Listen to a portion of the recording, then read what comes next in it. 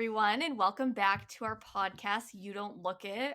What have you been up to, Danny? Dying.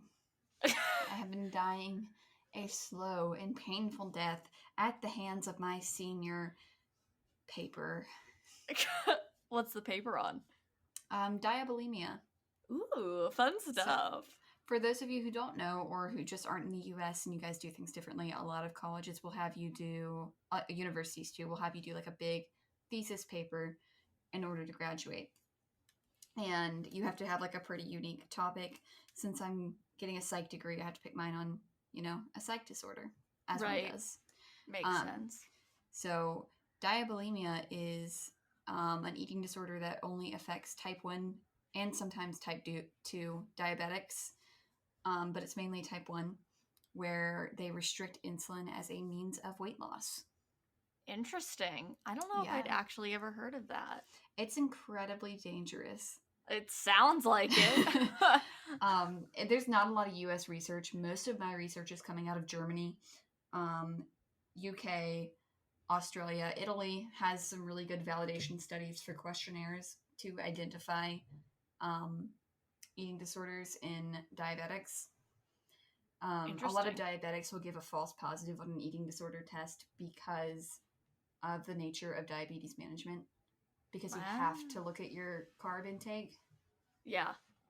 So that makes sense. That's quite interesting. I am hating it but loving it. I don't want to say that I like it because it's really, honestly, I did all my research for this episode an hour ago. Party! Because that's how little time I have. I know, of course the week you're really busy is the week that you had to do a historical or something story.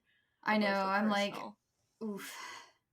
That's okay, though, because I really like mine. I just wish I could have done it a little bit more justice. I'm hyped either way. I'm trying to think what's been going on. I feel like it's been forever since we talk, even though we literally text every day. I know, but it's we text each other with, our issues. Hey, I'm having a panic attack right now. Please help me. We don't, catch up. Yep. Oh my god. Yeah, pretty much. Pretty much. That with our issues, or we send memes. That's basically what we do. And then when we FaceTime, we're either, or we call, we're either playing video games or we're recording. Yeah. And we play video games together, and then it's usually just us narrating the entire game. Right. And then swearing here and there. Yeah. It's, spicy stuff.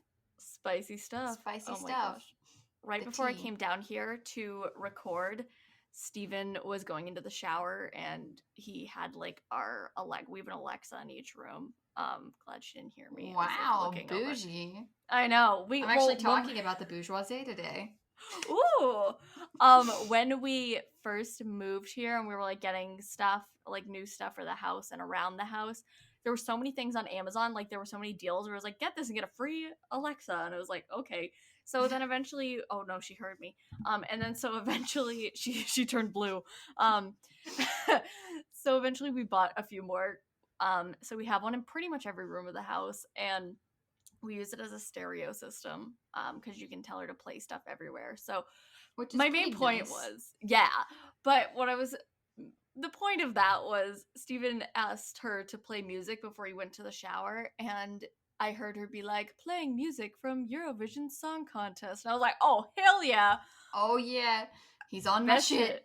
I know. I was I don't know if Lexie's mentioned it yet, but she is obsessed with the Eurovision. I am. The Netflix movie is quite glorious. I still haven't watched it. We need to watch it together. I've watched it 5 or 6 times. It's iconic. I'm taking a break tonight. I skipped my American government class because I couldn't take it anymore, and I vacuumed. I don't know why I skipped class to vacuum. I don't know what's wrong with me. What a mood, though. I feel whenever I took mental health days, I'm I feel I need to be doing a lot of work or something because I'm skipping out on something. I need to be doing something else that's, quote, productive. No. Mental health day means you do nothing productive. Right. Oh, gosh. And they should be normalized. They should. They should indeed. Even able-bodied people need a mental health day. Yep. It's a universal thing. It really is. I'm trying to think if anything wild and exciting has happened. Yeah, Steven I embraced want that Eurovision tea. Song Contest. Oh my god, speaking of Eurovision Song Contest, my dad, I was talking to my parents when they came up to visit, and I was like, or came down to visit, I should say. Um, and I was like, oh, there's this great movie you need to watch. And my mom's like, what is it? I'm like, oh, it has Will Ferrell and Rachel McAdams. My dad's like, is it this? And I was like, yeah. And he's like, no, I didn't like that. And I was like, what the hell? He's like, yeah, I Rude. watched up to this point. So I watched about half of it. I'm like, dad, that's like 15, maybe 30 minutes into the movie. I'm like, this is a 2-hour movie.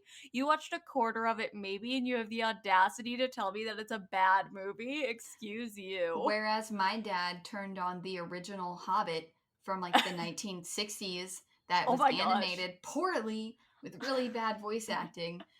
And then watched the entire thing, and he was like, it's so bad, and he started it halfway through the movie and then made me watch it for like 30 minutes to an hour, and I'm like, Dad, if this Oh is my bad, god. why are we still watching it? Why are we watching it? Like, and we're continuously like, oh yeah, this is so bad, but like, he does this, like, he'll turn on like a D-list movie that nobody's ever heard of, and he'll be like, this is really bad, but he'll continue to watch it. I'm like, Oh my do god. you enjoy self-torture?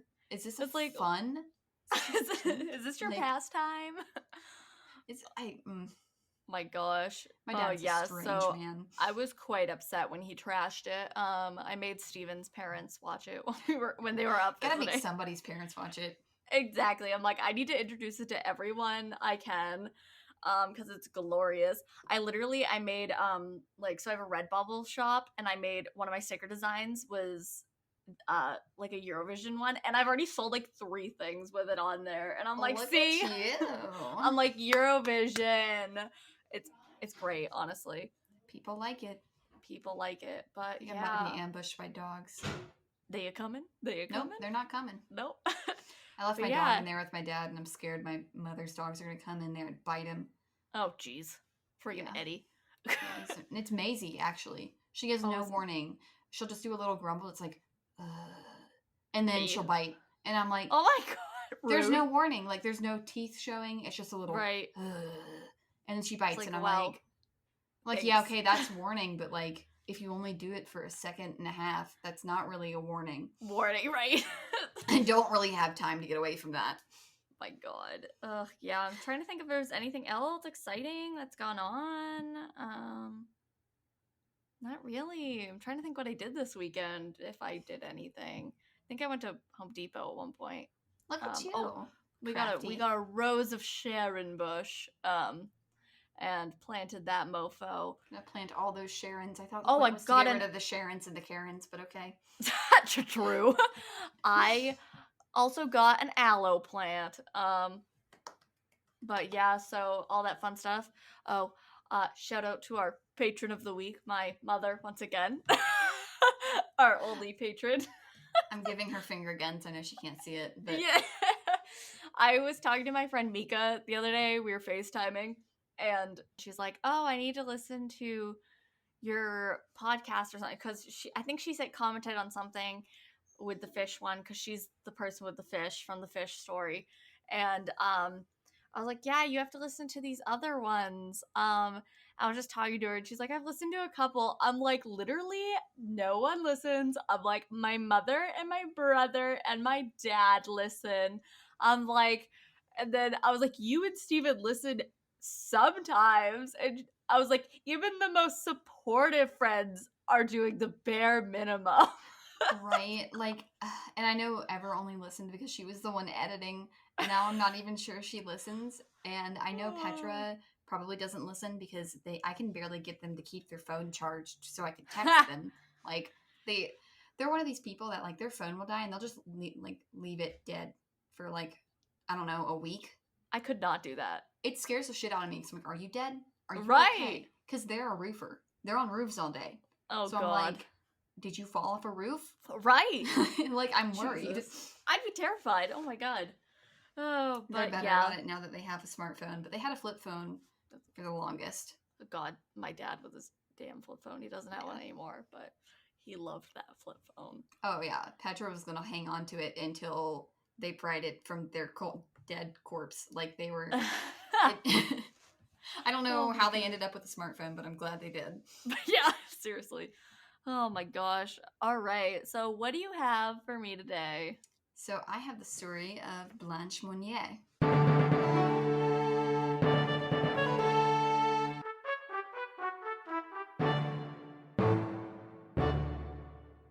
Ooh. More French ladies. Hell yeah. This is going to seem like I have a type. I mean, I've been talking about Greece all the damn time. Ancient Right. Greece. I mean, hey, that's a type. That's a good look. Have you That's read Lore true. Olympus? That is a good look. I literally just caught up today. I love it so much. I It's so started good. it like 2 days ago, maybe, and then I've just been Oh, all the like- way? Like you started and then just... yeah, and then I'm caught up. I've been spending money on it for several months. to read ahead. Yeah, I had some iTunes like money left over, so I did the like buy the coins, and so I went as far ahead as I could with like using the coins to buy to watch for or like read it forward. That's some good shit. It is. And the creator is like prime. It's a mildly triggering, but she is a good story writer. Oh yeah, it's really good. I love it. I like stumbled upon it. I think it like came up as an Instagram ad or something. Yeah, I think that's and might so be I how I clicked saw it. it too. Yeah, and then I was like, oh, this is interesting. I'm like, oh, ancient Greece and like mythology and stuff. And then I'm like, That's oh, my shit. right. And it's just And- beautiful. I'm gonna yeah. go down a rabbit hole if you keep letting me talk about it. I know, seriously. So, Blanche Monnier was a French socialite born to the Poitiers family, which was a bourgeoisie family. Fun stuff. And very aristocratic. Ooh. She's related to the Poitiers family through her mother's side. Okay. And they don't have much history on her father in my 1 hour of research that I did. but it Fair. seems like the town that she was born in and lived in until she pretty much died was named after her family. So her family was really well respected in that town. Blanche Monnier was a French socialite from the well-respected Poitiers family for which the town was named. She was incredibly beautiful and attracted many suitors. She is described as a joyous and playful woman with beautiful curly hair and large bright eyes. She had one brother, and his name was Marcel, and he was an attorney and a former sub-prefect who was also really well respected because Marcel. That makes me think of Marcel. Marcel. I think it's Marseille. Oh. But it's how's spelled it Marcel. spelled? Yeah. I gotcha. Marcel. Marseille. That makes me think of Marcel the Shell. Have you ever seen that video? I haven't. Look it up. It's glorious. Her father, Emile, was the head of a local arts faculty. Oh, God. Emile, that fucking rat from Ratatouille, the one that's like Remy's brother or friend or some shit. Was that not the man in Ratatouille? Was his name not Emile? It was Linguini! Yeah, his name was Linguini. But Emile is like that brown, like, fluffy rat or mouse. I think it's a rat. Yeah, it's a rat. It's either Remy's brother or just his friend. And fucking Riley is obsessed with Ratatouille. I don't really like Ratatouille that much. But she's obsessed with Ratatouille and she's obsessed with Emile. So I constantly joke and I'm like, Riley's sexually attracted to Emile from Ratatouille. Honestly, Albert, if you hear this, I'm about to roast you. Me and my friend Albert were supposed to watch Ratatouille like 6 months to like a year ago. It was forever ago. And like every time that he tried to watch it, I would like, I don't know, something would come up at first, like it wasn't on purpose. Yeah. And I would end up watching Ratatouille without him. And eventually it just became a running joke where I would just send him like the pizza rat. Oh my God, yes! And anytime I saw anything that had anything to do remotely with Ratatouille, I would send it to him and I'd be like, bet you wish you watched Ratatouille. Oh my God, I love that. And I've planted this to see if he actually listens. Hell yes. He does not, I'm sure. Rude. Yeah. Anyway, way off track. These are all rats, and this is actually how Ratatouille came to be. So imagine if this is just a rat society, and this is what happens in rat society, in and Bourgeoisie Rat Society. We need to write like a book about that. I mean, that's going to be the title for sure. Yes. Yes. So Perfect. her mother, Madame Monnier, which I could not find a first name, so Madame Monnier was her mother, and she was also well respected and had won awards from the Committee of Good Works for her contributions to the city. Wow. She was a philanthropic lady. What a gal. But she was also very strict and was known to rule her family with an iron fist. Oh. She was in charge of all the finances, including the finances of her adult son, Marseille, and his wife and child. That seems extra on like a lot of different levels. Oh, this woman's a lot of extra, and you're about to see. You're gonna see. Oh no. Yeah. So Blanche is currently 25, and she's getting a lot of pressure from her mother to get married.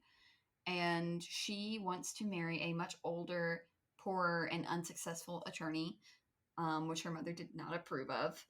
And there were a lot of rumors going around that Blanche was intimate with him and became pregnant with his child. Oh, saucy. Oh, yeah.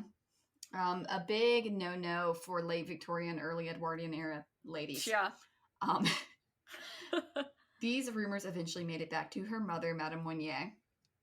Her mother demanded that she break things off. However, Blanche continued to sneak out and see him and even threatened to elope. They would get into screaming matches. Ooh. Neighbors would hear them yelling at each other.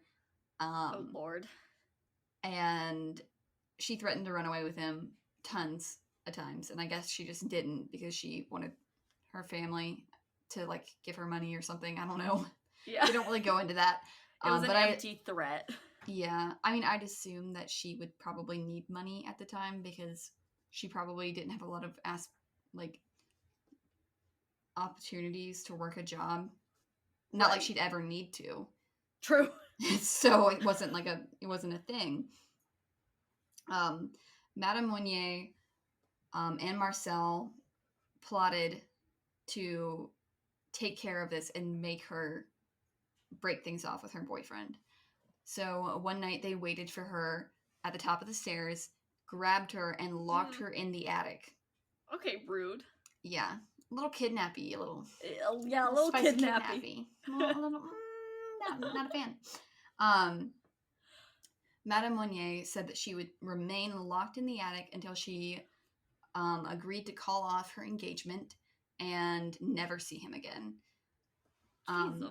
Yeah, just a lot. She's a little bit too much. A little overbearing.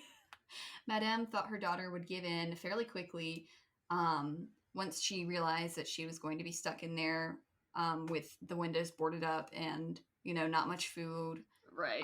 And basically stuck in a dark room all day. However, she never did give up. Wow. And remained locked in that room for 25 years. Holy shit. Yeah. Even though her boyfriend died, or her attendant at the time, died in 1885. Did he know what had happened to her? I don't think so. That's because I think that he would have tried to do something. Rescue her. Yeah. And the strange thing is that her family did not send out a missing persons report. They didn't call the police. There was no funeral. There was no obituary. It was just it was really strange for a socialite to just go up and missing at the time, especially one as beautiful as her, who attracted a lot of suitors, who was known to be very joyful and going to all the parties. And so did no one find that odd that they didn't look for their daughter? So apparently this was supposed to be a big secret, but it wasn't really a secret. Jesus. Great. Madame Monnier told her neighbors that when they heard screaming, that her daughter was insane. And so she had locked her up in the attic. And they didn't really think much of this at the time because Madame Monnier said that she did so to avoid sending her to an asylum, which, as we all know, were not great places at the time. Right. And at the time in France, there was no law against locking up one's insane relatives. and it really wasn't uncommon for rich people who could afford to take care of their insane relatives to lock them up in the basement or the attic. I hate that. Right? And they would hear her screaming things like, "Oh, why am I imprisoned here? When will they let me free? I haven't seen the sunlight in days." I forgot about that. The sunlight. She hasn't seen the sunlight. Yeah. Oh my god. She probably has some fucking I'm trying to think. I feel like there's some sort of disease, or she's gonna have a hard time when she sees the sun again, if she sees the sun again. Oh yeah.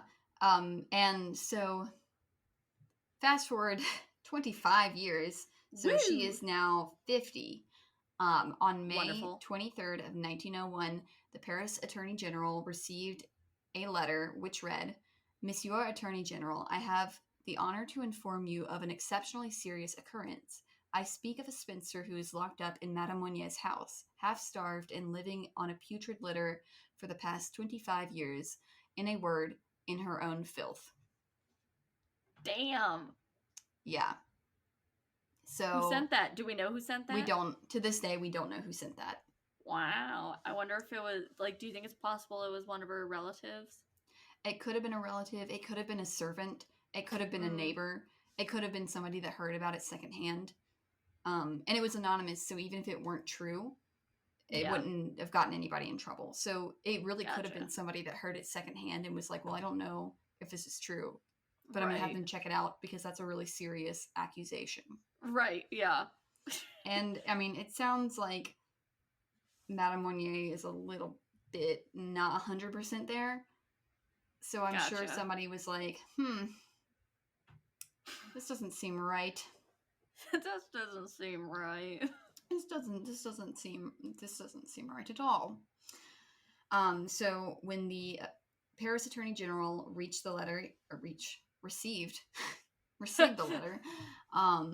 he went to their home to do an investigation, and Madame Monnier allowed them to come in without any hesitation at all.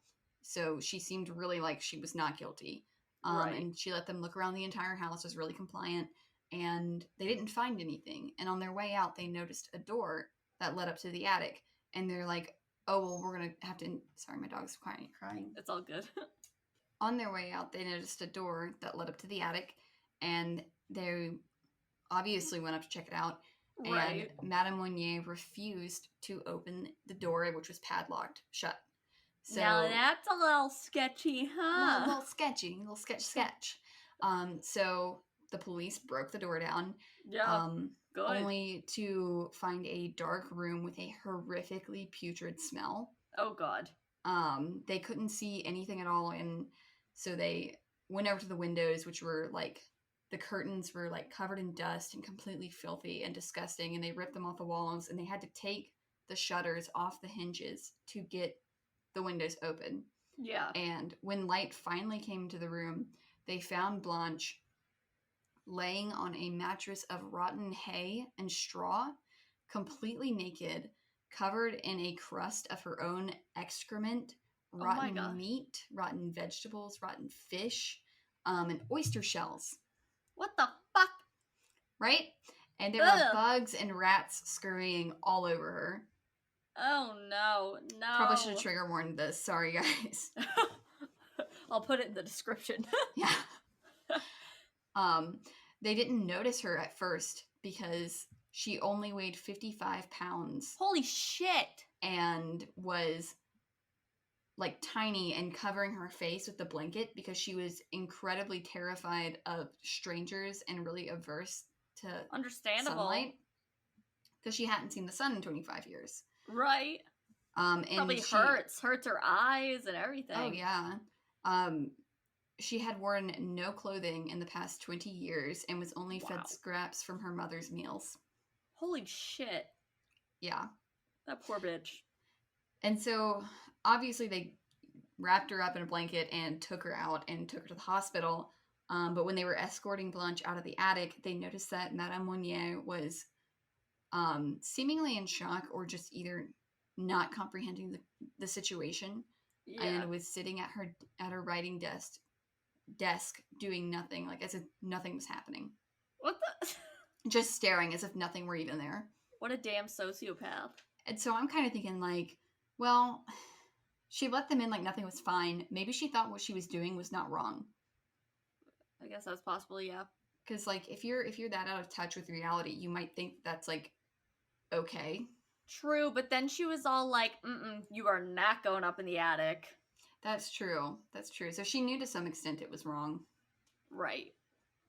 Jesus. So, yeah. That poor bitch. Big nasty. Not cool. Not cool at all. When the town heard of this, they were obviously in an uproar and demanded the Morniers pay for what they did. Yeah, good. Madame Good.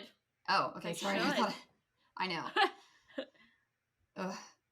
This was a hard one to watch because they had photos from when they discovered her. Oh my god! Oh yeah, I forgot. Like this was like 1901 that she's found, right? And they found the word liberty scrawled all across the walls of the attic. That's where she was. Terrifying. It's really terrifying and really, really sad. It is sad, yeah. Oh my god. And she would be like screaming for liberty too, and I'm like, oh my god, that's terrible. That poor woman. So terrible. So Madame Monnier died 15 days after her arrest due to heart failure, as she was 75 years old. This was likely caused by the angry moms that gathered outside of the prison demanding for her execution. Fair. Fair. I mean, I can't blame them. Right. She was quickly after her arrest moved to the infirmary of the hospital, as her health was like failing from all the stress. Yeah. And doctors reported that her last words were, "Oh, my poor Blanche," which I'm like, no, bitch. You caused this. You see here, you had 25 years to stop doing that shit. Right. Like, just saying. Oh my god, that's terrible.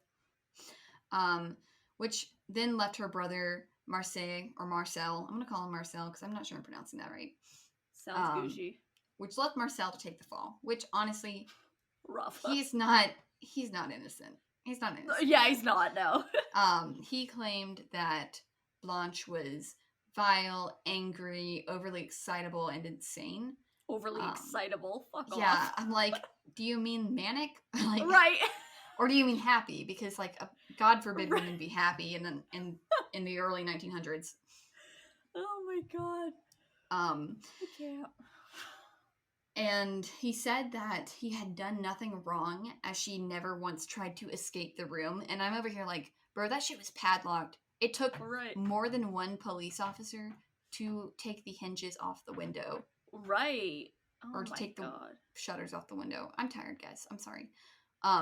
They actually had to stop the investigation because the smell was so horrific that they couldn't stay in there. They had to wait for it to air out to continue their investigation.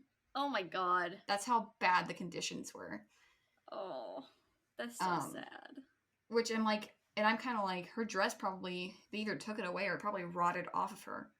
Because that's true. It would have been 100% natural fibers at that point in time. It would be no nylon or plastic. It would have been 100% cotton. Right, that's true. I didn't think of that. That's even crazier to think about. That just like could have rotted off of her. That's wild to me. Ugh. Chills. Yeah.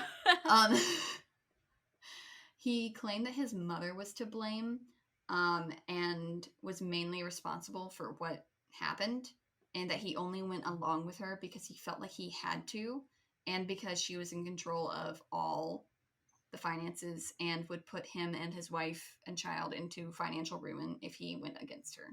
Oh, yes. And I'm kind of like, okay, yes, but also no. Right. Because she would have been arrested for sure. 100%. Like, for sure. That's not even a question. He also mentions, like, when asked why he didn't try to help her or improve her conditions, he said that his nearsightedness had kept him from seeing how terrible her living conditions were. Excuse me? Which, also, sorry if you can hear my dog over there walking in circles, and it's great. Trying to get comfy. Yeah. I'm nearsighted, and I know I could have seen that shit. And what he's saying in, like, modern language would be like, oh, I was too close to the situation to know how bad it was because I'm so used to seeing it. Look I'm at like, me fucking missing the... I'm like, you couldn't. The smell was so putrid. They had to stop their investigation. What do you mean? Right. Nobody It's like, goes how... that nose blind. Right. Also, nobody could smell it from the street, which means that you also couldn't smell it in the house because they had guests over in this 25 years. I mean, That's true. Wow. her brother got married within those 25 years. Damn. So, like, you couldn't smell it downstairs, which means that when you go upstairs, you can smell it and you know the difference. Like, true. It's wild to me. The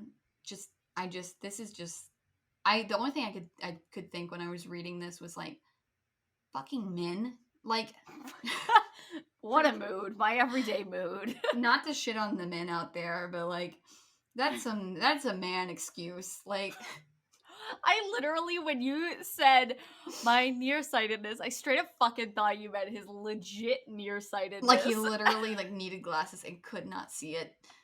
I was like, this makes no sense. I'm just sitting over here thinking, like, putting my glasses up and down. I'm like, how could you not see that or smell it? Like, right. Yeah, no, God, too tired for this shit. I know. It just, like, that seems like some half-ass excuse my dad would give over something. I'm like, that's a man excuse. It's not real. I mean, it's a real excuse, but it's not a good excuse. Right. It really is a half-assed excuse. It's half-assed. Oh my god. He was eventually placed under police protection along with his wife and daughter to protect them from the angry mobs that wanted him dead. Oh my gosh. And after the sentencing happened, Marcel's wife and daughter abandoned him and ran away to a convent. A convict. An ex-con. They're going to protect us. A convent for their protection. So they basically became nuns to escape the scrutiny of and like malice of all these villagers and people. What a choice. You gotta yeah, right. No. In my opinion, or like, it's like you gotta be pretty terrible for your wife and child to rather be nuns than be right. With you. And like his daughter even like called off her engagement. She was 17 at the time to a really well-respected police officer. Oh wow.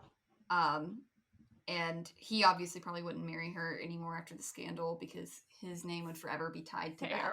That's fair. And as a cop, it doesn't look great. Like, right? No. You failed to uphold justice, basically. So that's not great. So he, during the hearings, claimed that he visited Blanche regularly and read her the newspaper and had servants attending to her. Which I'm like, first of all, absolutely, there were no servants attending to her at all, considering that she weighed like 55 pounds and was a full-grown middle-aged adult woman. Exactly. And was living in her, like, literally couldn't even stand up to go to the bathroom. Like, that's true. Because she was that weak. So I'm like, bullshit on that excuse. Absolutely. And he was sentenced to 15 months in prison. Only 15 months? Right? And I'm like, and apparently in the court hearings, like, people were, like, overjoyed and, like, the applause, like, spilled out into the street. But I'm like, oh, wow. 15 months is not a lot. I don't know what was going on in France in 1901 where 15 months seemed like a really hefty price to pay. Like, right. I'm about to spend 15 months on quarantine. Like, yes. Seriously, though. So he got 15 months, and he immediately tried to have it appealed because, God forbid, you spend 15 months for basically ending your sister's life. Yeah. My God, but that poor bitch. He was also a lawyer, so he could do this, and he was rich, so he could afford an attorney. Rude. But he claimed that he had technically not broken any laws, and that was true. Because he technically didn't break any laws because it wasn't illegal to lock up your insane family members at the time. And he claimed that it was all his mother's doing, which he had witnesses, like, such as his wife, which That I can't even. Christ. I don't think I need to explain why that's not a viable witness. Also, at this point, his mom was dead, so she couldn't refute this, right? Yeah. So it's like I'm gonna put it on my mom, and that'll be it. And I'm like, all right, okay. Is this Marcel? That's his name, or is it Emile? Yeah, it's Marcel. Emile was her dad. So the sentence was appealed. He did not spend 15 months. Rude. There was no attempt at overturning this decision to appeal, which was like wild. Like, it's like insane to me. Like, imagine that. Ugh. Like, imagine if they arrested the cops that killed Breonna Taylor and sentenced them and then appealed and then they got off and then nobody tried to overturn that. Right, that just sounds... Any chance to bring this up. Like, because that makes me mad as well. But I'm not going to go into that because I'll go off on a whole nother tangent. No, I feel that. I'm still pissed. I'm mad. I'm mad about it every time I think about it. Anyway, back to another reason to be mad from 1901. He inherited all of his mother's fortunes. Fuck him. What about fucking Blanche or whatever the hell her name is? Oh, we'll get into that. He inherited all of her properties except for the house where Blanche was kept. And from my understanding, it's been completely gutted and renovated, so there's no trace of Blanche's cell or anything. Okay. So, which is kind of like, I guess they did all the investigation they needed to do, but I'm kind of like, who would want to live there after that? I guess she didn't die, but like, still.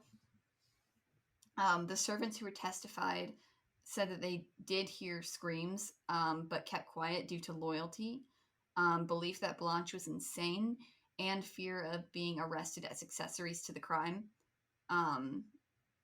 And same thing with a lot of the neighbors. That's sad. I mean, but it's understandable, but it's sad. Yeah. A lot of the townspeople threatened to burn down the houses of 2 of the Moynier servants due to their implicitness to alert authorities to her imprisonment, which, like, I'm not 100% there on vigilante justice, but, like, right. I feel like the servants are a little bit guilty, right? Like, I love me a good vigilante. What can I say? What can I say? I might be one, but we're not going to admit to that. So Blanche was taken to a hospital, and she was, upon arrival, very happy to have a bath and clean clothes. Understandable. Yeah, and was very kind to the nurses, like 100% of the time. Not a single time did she have a lapse of being like aggressive or combative, which completely like throws out her brother's claims that she was like aggressive and mean. That's honestly amazing. Having been locked up for 25 years, you would think that you might have some personality changes due to trauma. And she wasn't able to speak in full sentences when she was first rescued. I was wondering that. She was able to communicate properly. Which is also another thing where I'm like, you were not reading her the newspaper. She could barely string together a sentence. Like, she could say, like, single words. That was Fucking Marcel. Fucking Marcel. But she was eventually able to start reclaiming her speech. It wasn't to the level that you would expect of a French socialite, but it was enough to, like, communicate and get her point across. She was also able to recognize things like birds and flowers and other objects that she had not seen in 25 years. That's so sad. I mean, it's good. Nice that she could, but it's like so sad that she went so long without being able to see anything other than the room she was in. I know, but it's also kind of impressive because it's like, not that like this should ever happen to anybody, but it's interesting from a psychology perspective of like, you know, if you went 25 years without speaking or seeing things, would you be able to reclaim that? Right. That's a good point. Which is like, I know this is going to get into a whole nother sad thing in trigger warning child abuse, but like kids that are like left in rooms and are never cared for and never spoken to. Right. Like if they're not rescued by the age of 7, they never really learn how to speak. Yep. Like they can say a few words, but they can't make full comprehensible sentences. It's so sad. I've heard a few stories like on some podcasts I've listened to of like Of kids Genie. who would just like, yeah. And just like, it's so sad.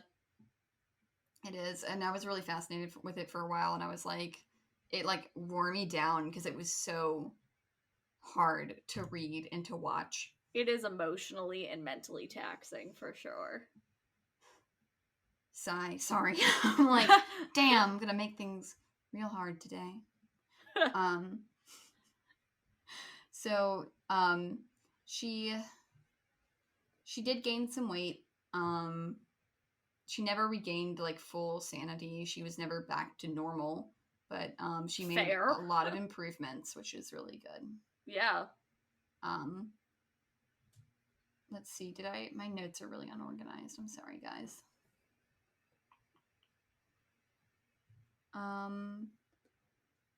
She died 12 years after her rescue in a sanatorium.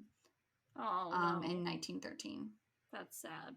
I'm glad though. She got like 12 years. Yeah, but out of all like where she died, the sanatorium. Yeah. And I wish I had more information on like what happened in the sanatorium, because like she wasn't combative. She was really nice. She never posed a threat.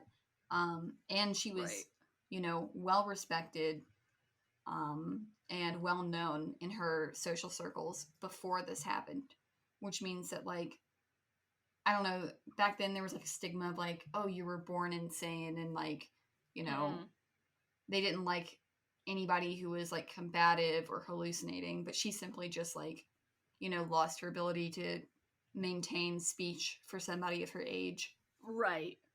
And do a few things for herself. Do you know how long she was in the sanatorium? 12 years. Or not 12 years. I think she was there for 10.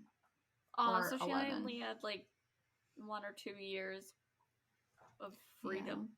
But she was in the hospital during that time. That's sad. I'm so sorry. My dog is chewing on himself. He's just like, he's determined to sabotage this podcast. He's like, I'm the star of the show now, mother. Listen to my nasty chewing. Oh, that was a sad-ass fucking story. I know. I wish I had like a better one, but it was a wild story, and the pictures are gruesome. We're going to try really hard to pick pictures that are not horrifying for for the thumbnail for this podcast. Yeah, oh my gosh. I am going to definitely look these up when we are done recording today, because I'm intrigued and also terrified. Oh yeah. It was something. I liked it though. It was good. I did enjoy it. Thank you. I didn't get a lot of good research in, but it wasn't a long story anyway, so. No, it was good. I liked it, and plus, I mean, you've been super busy, so I'm impressed you did it, because I would have been dying. I'm like, I gave her only 1 day to edit. This is not fair. It's all good. I had no plans tomorrow anyway. It only takes a couple hours. Oh man, wait, is it Wednesday? Today, yeah. Dude, I thought it was Thursday. Oh, I got class tomorrow, motherfucker. Screw that. Screw that. Ow! That was my foot, you bitch! Oh my god! Oh my god! Oh, rude! Oh, she hit my foot. God. Cats are just mean for fun. Lord, that hurt. What a hoe bag. Oh my god, I have a cut on my foot now, and it was through my sock. Okay. What a dirtbag. I know. Okay. So I have a story for you, and I like to call this that face though. Tell me your secrets. My secrets. So I have a story, and I like to call it the FST fiasco.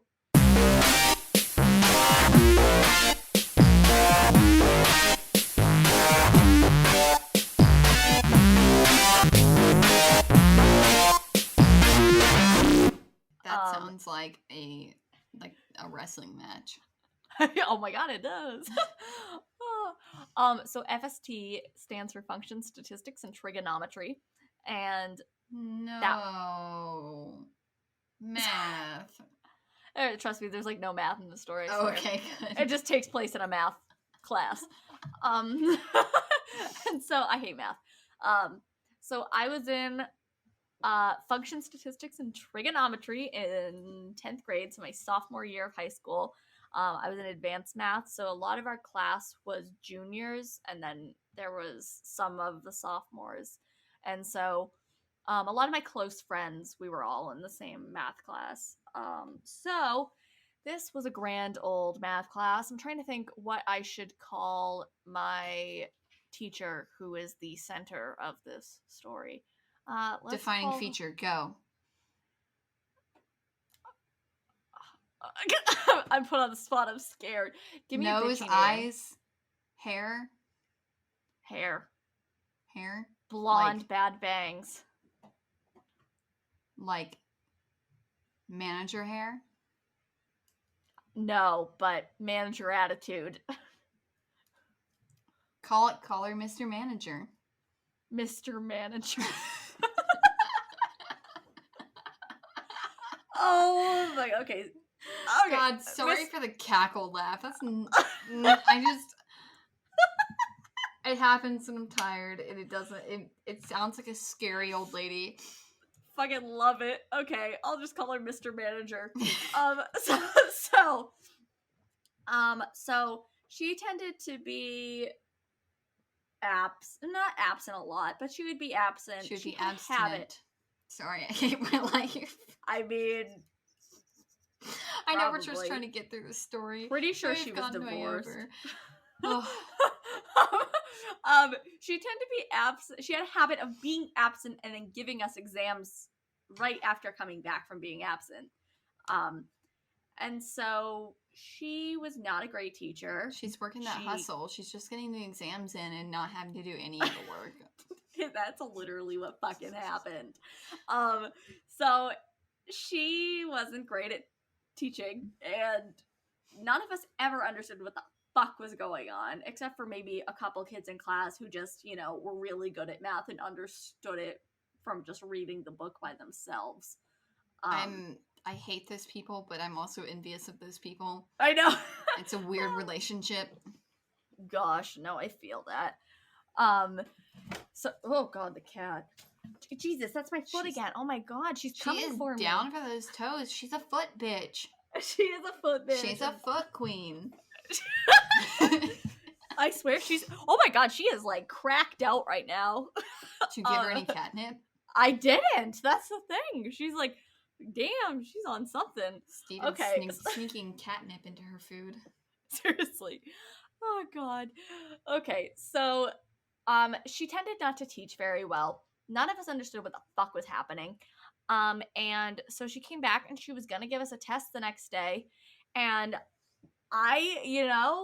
this is probably one of those instances where you say something and it doesn't sound as great as it did in your head. But that was like the whole ex-girlfriend podcast for me. I just, I was done. I was like, I know what everyone's thinking. I'm just gonna say it.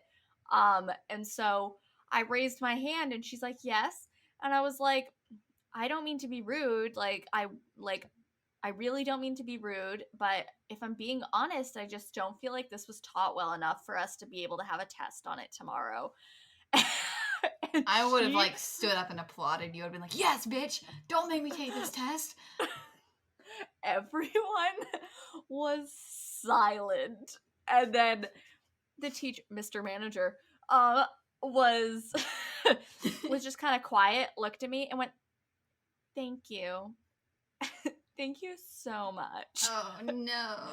And my friend Ellie was like, oh, wow, she took that really well. And I was like, no, honey, she didn't. No, she didn't.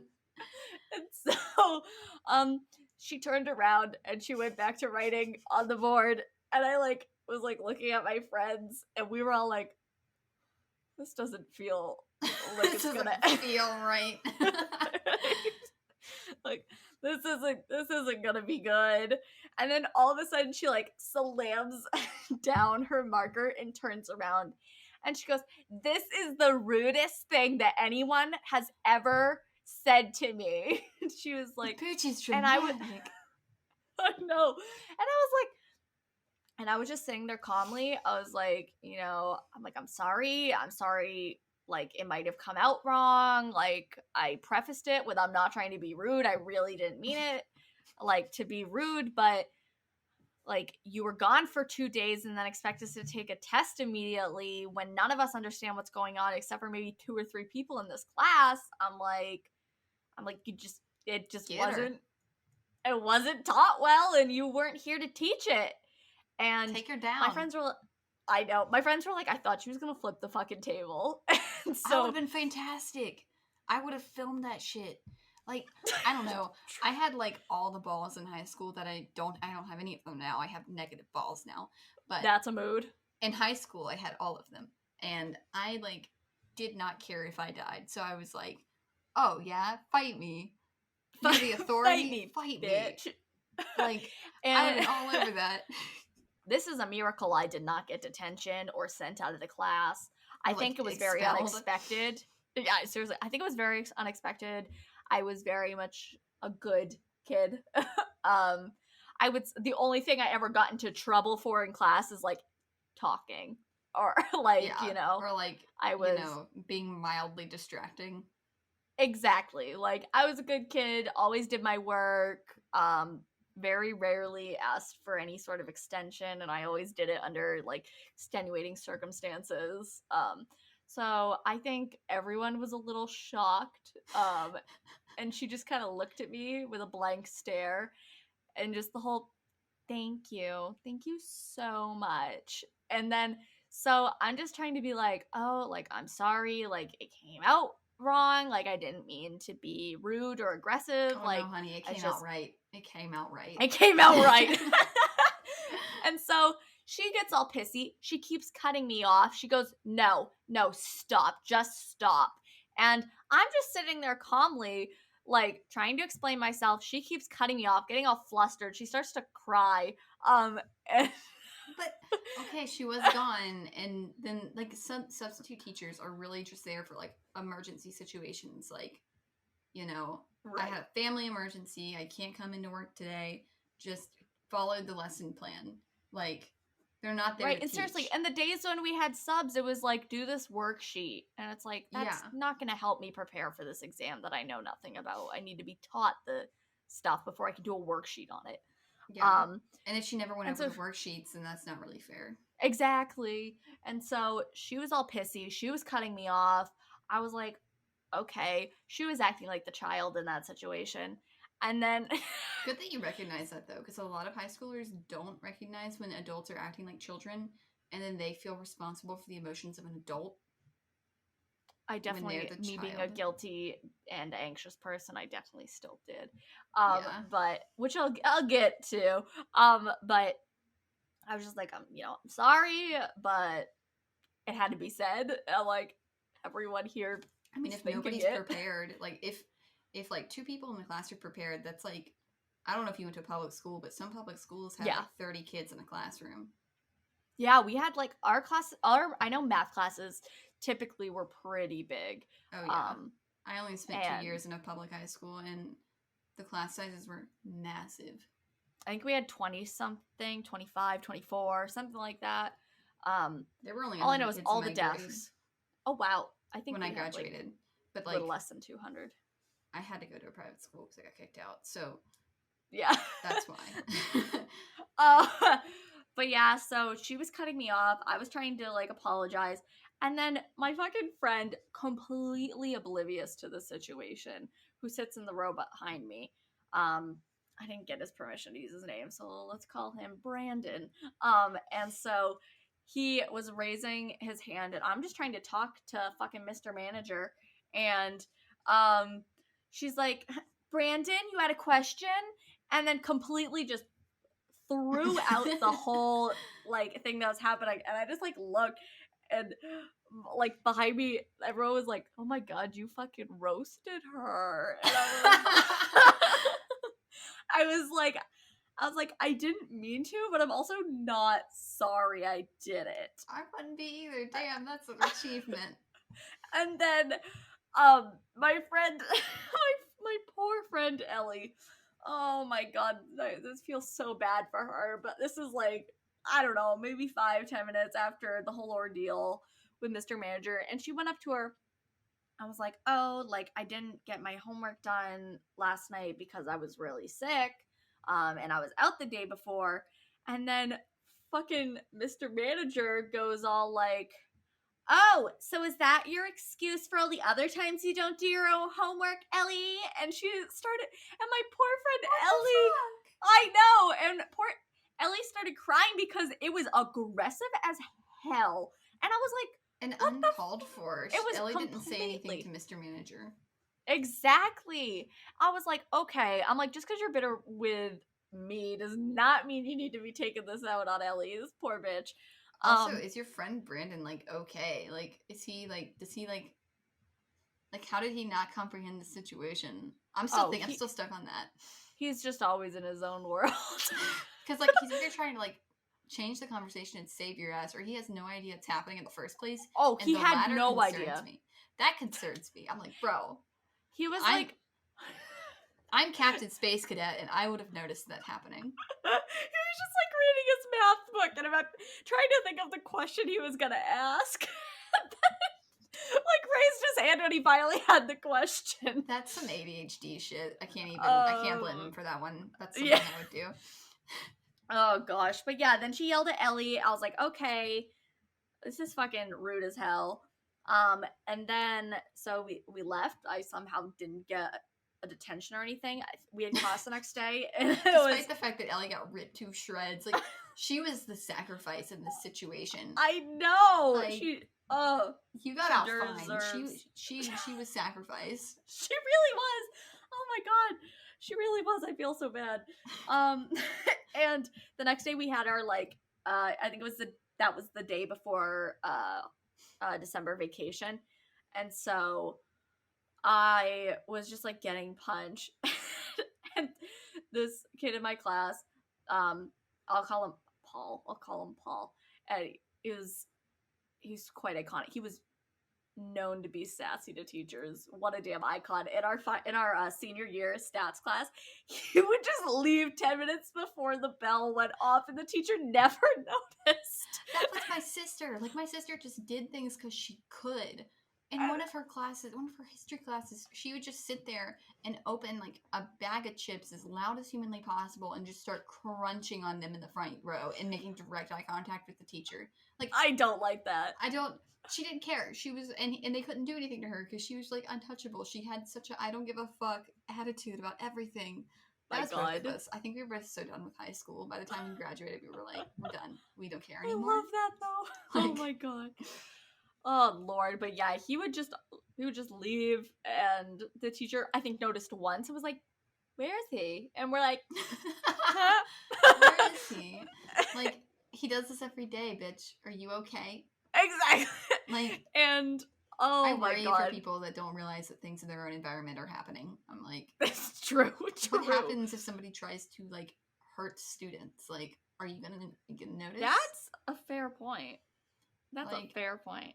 Because, like, my high school was almost shot up, and, like, great. Nobody knew it happened. The only people that knew it happened were the people that apprehended the dude, me, the other two targets. Were you a target? Yeah. Oh my god! I was graduated at the time, so I wasn't there, but my sister was. Other three targets, my bad. My sister was, my ex-girlfriend, Molly, was a target, and my friend, the plant lady, was a target. So. Well, shit. Yeah. That's terrifying. And I'm kind of like, yeah, and they expelled him, but then he went to another high school that was within walking distance of our high school, and I was like, that doesn't do much for the safety of my friends and family.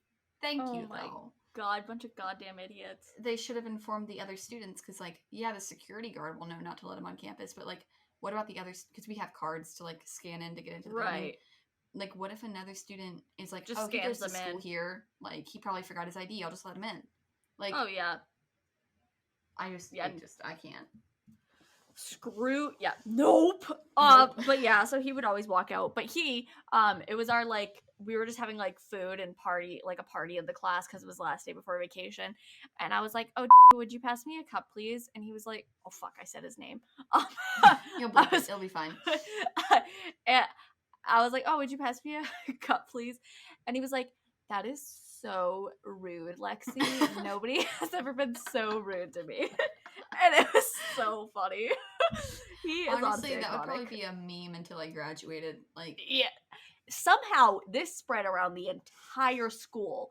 Everyone was like, "Oh, I heard you went off on Mr. Manager." I was like, "What?" I'm like, "How do you know this?" how do you know That this? story gets passed down through the grades. Yeah. I knew, like, when I was a senior, there were people who were freshmen who were like, "Oh, I heard about this," and I was like, "What?" I'm like, "How is that relevant still?" Like, Right. um, Like, I mean, if Mr. Manager still works there, people are like, oh, dude, do you remember, like, this person that graduated that went off on Mr. Manager? Like, seriously, because, like, and I was actually her son was in my grade. He was an asshole, and she would always bitch to us about how he doesn't want to spend time with her or anything. well, it's probably because you're not very nice. A woman to that. Oh god. But yeah, so I had that, and then so I was upset because I was like, okay, I didn't mean to make her upset. I feel like I did something wrong. I'm not the type of person to speak out, so it was very unusual behavior for me. So I was like, I'm anxious. Did I do something wrong? So I called my mom and I cried to her about it because I was like, I didn't mean to be mean. As Like, one does. and fucking Mama J, love the bitch. Ah, the cat! She's a fuck queen. Oh my god, I'm so scared. It's her kink. Just let her be. It really is. I know. I'm not gonna yuck your yum, Noelle, but pick someone else's feet. Go find Steven's feet. Yeah, exactly. But Mama J, love her, but she called Mr. Manager. Don't know how she got that damn bitch's number. There's a directory. Like, yeah, that's probably how. But she like got her number. This is after like she was personal home from cell phone. something like that. If she called her at a time where she shouldn't have been at school still. Somebody's got connections. That scares me. Nobody's untouchable. Yeah, seriously. So she called and I was like, "Mom, no." And so she told me, and she was like, "Yeah, she's kind of a bitch." I was like, "Yeah, I know, right?" Yeah, when you call her on her personal cell phone after hours, after your child already. I could be wrong. It may not have been her personal cell phone, but I'm pretty sure it was an hour where she wasn't still at school. I would definitely be skeeved if somebody had, like, skeeved us and, like, freaked out. If a student had my number and I hadn't given it to them. Can you imagine? Same with a patient, too. I'd be very afraid if a patient had my number and I hadn't given it out to them yet.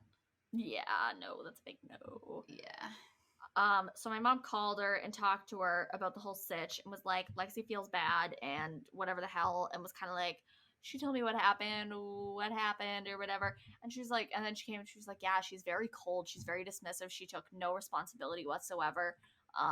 Look, who's a child. I know. And I was like, glad I'm not the only fucking one who thinks this. And so here I was. Blow up in your face the next day, though.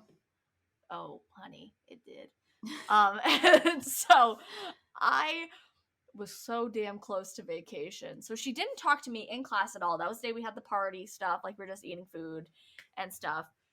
And so my cousin at the time, he was a senior, and so he would drive me home because I lived close to the school. And I mean, I was only a sophomore, so I couldn't drive yet. And so I was walking down the hall with him because I think he had to stop and like hand something in, or his locker was upstairs. Can't really remember. Aaron. Exactly. But I was walking with him. And then we walk by Mr. Manager's room. And really should call her Mrs. Manager, but no, Mr. Manager. But we walk by Mr. Manager's room, and I'm just walking, and I keep going, and then all of a sudden behind me here, Lexie, do you have a minute to talk?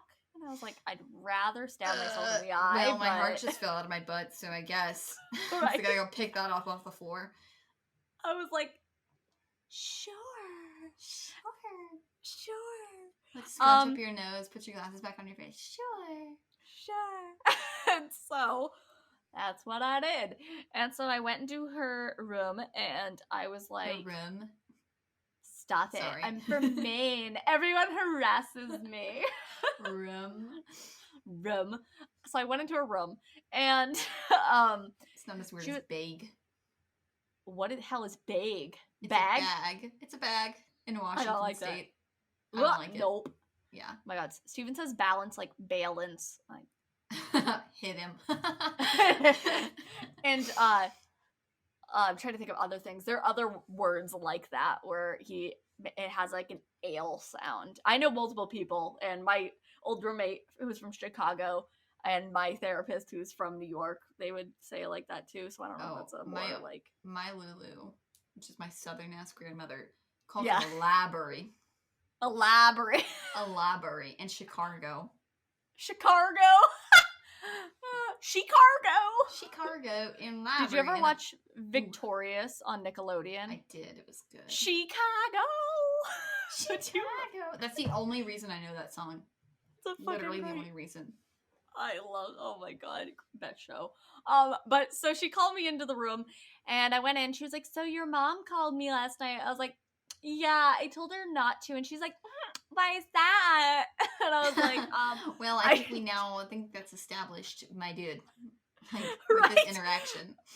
I was like, didn't want this to happen. And two, I didn't want to seem like she was fighting my battles for me.